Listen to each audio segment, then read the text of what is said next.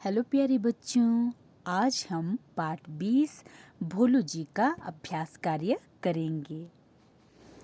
प्यारे बच्चों, आपके अभ्यास कार्य का पहला प्रश्न है खाली स्थान भरिए।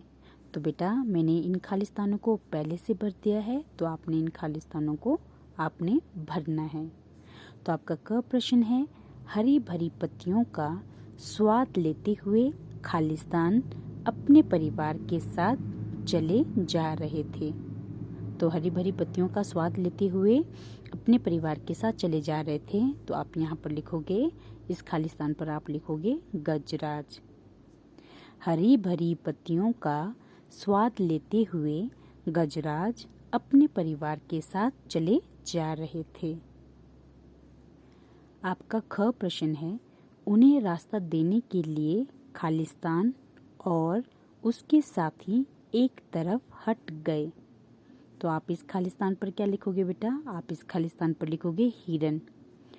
उन्हें रास्ता देने के लिए हिरन और उसके साथी एक तरफ हट गए।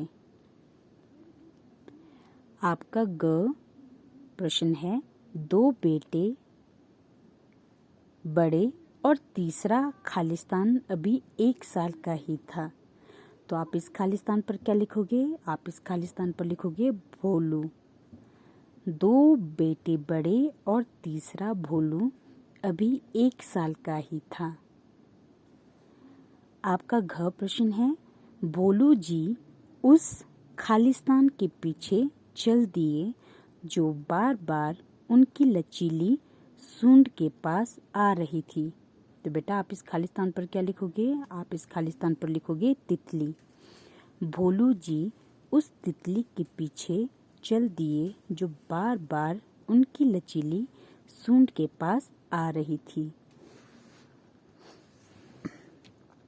आपका दूसरा प्रश्न है किसने किससे कहा सही विकल्प पर सही लगाइए। तो बेटा आपको नीचे कुछ प्रश्न पूछे गए हैं, आपने प्रश्नों को ध्यान से पढ़ना है और साथ में आपको जो है कुछ विकल्प दिए गए हैं।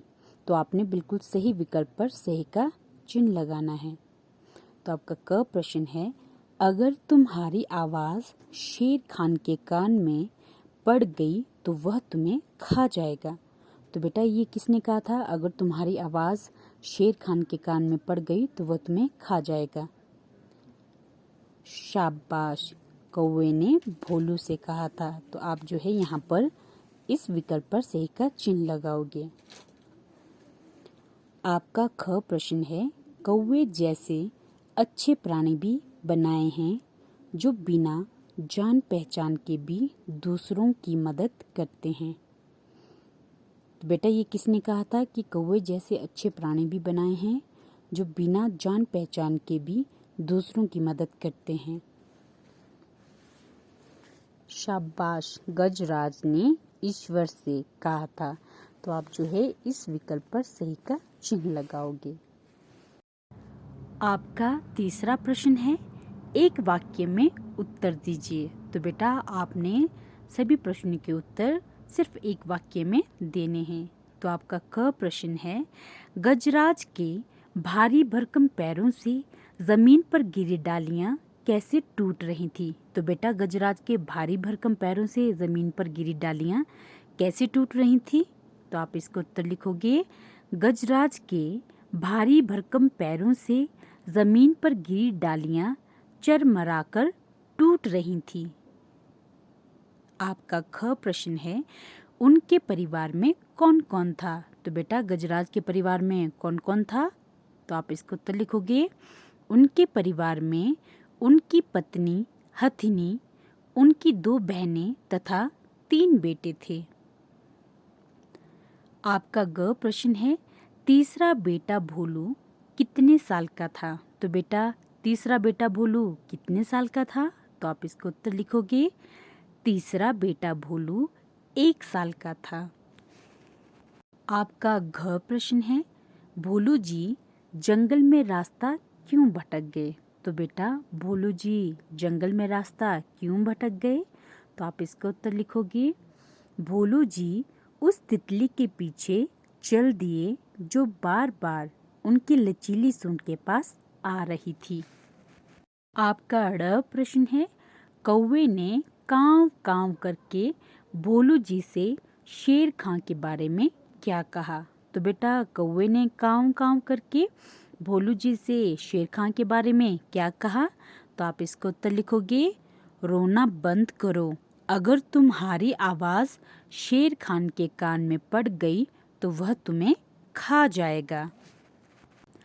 आपका च प्रश्न है, कौवे ने भोलू जी का परिवार कैसे ढूंढा? तो बेटा कौवे ने भोलू जी का परिवार कैसे ढूंढा? तो आप इसका उत्तर लिखोगे, कौवे ने भोलू जी का परिवार उड़कर ढूंढा। आपका छ प्रश्न है, गजराज ने सूंड उठाकर ईश्वर को क्या धन्यवाद दिया? तो बेटा गजराज ने सूंड उठाकर ईश्वर को क्या धन्यवाद दिया? तो आप इसका उत्तर लिखोगे, गजराज ने सूंड उठाकर ईश्वर को धन्यवाद दिया कि उसने कौवे जैसे अच्छे प्राणी भी बनाए हैं। आपका ज प्रश्न है, इस कहानी से आपको क्या शिक्षा मिली?